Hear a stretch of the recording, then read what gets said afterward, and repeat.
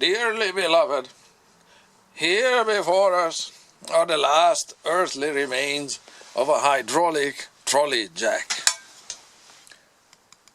Proudly made in China, or so it says on the label here by the manufacturer or distributor. Let us take a moment in time here and consider what led to this state of disassembly and ultimate commitment to recycling of this piece of, insert your own adjective here, equipment that otherwise had faithfully served its owner and the community for the last 10 years dutifully. Light duty, that is to say, because it only had seen use 2-3 times a year. It was used less than 50 times in its life. Recently, and gradually, it developed a slow leak from this hydraulic cylinder, which now has lost all of its hydraulic fluid as it was taken apart and cleaned up.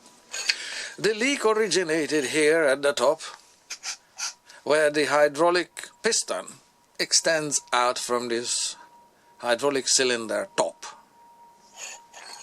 Here,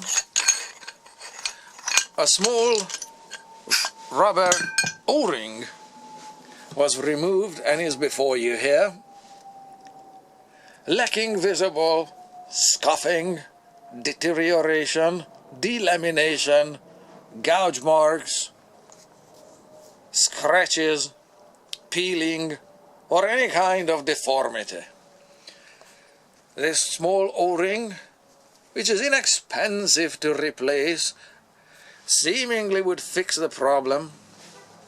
However, I was given a $500 quote for rebuilding this hydraulic cylinder from the local hydraulic workshop.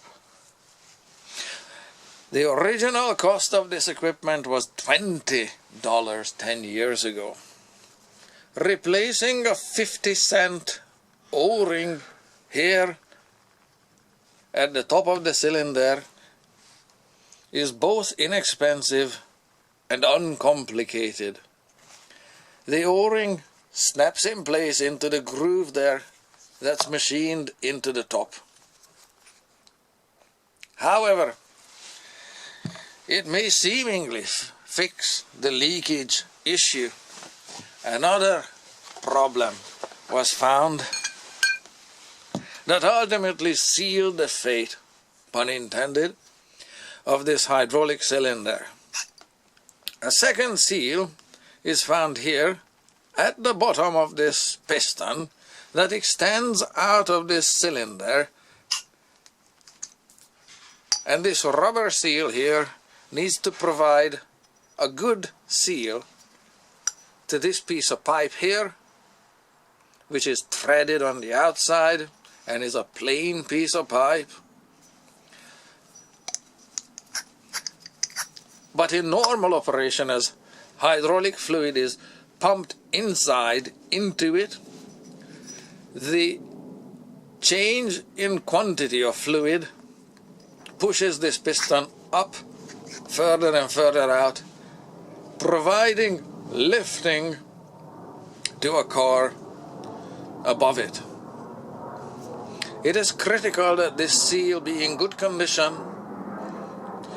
because if pressure is lost from the space inside this pipe here, an unscheduled and uncontrolled drop of pressure will result in fluid sneaking by or coming by here, coming out up top, still remaining enclosed, but resulting in a loss of height as fluid from inside moves out to the outside here to the reservoir,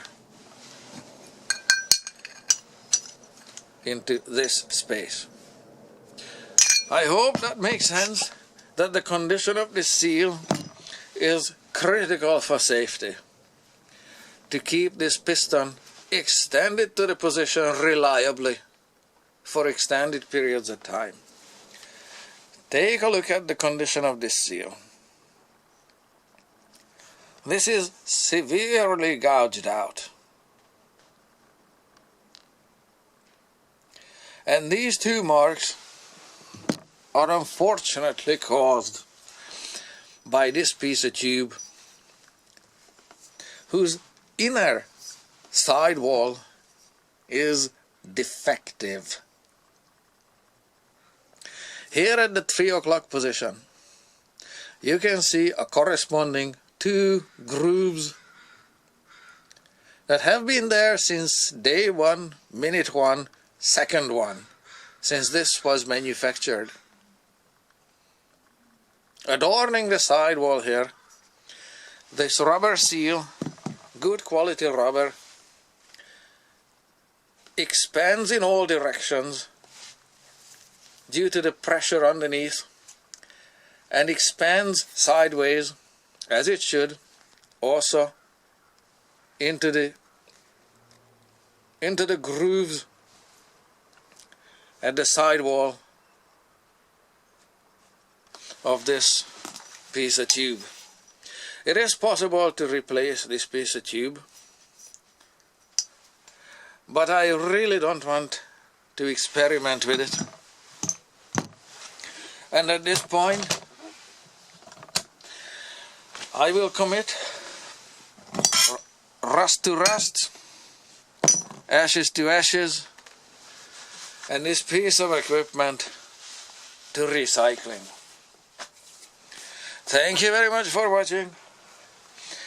If you have a similar experience of utter manufacturing fail, please share it below so we can support each other in our grief and utter disbelief that this passes in the 21st century as product approved and manufactured coming out of China. Thank you very much for watching. Take care of yourself.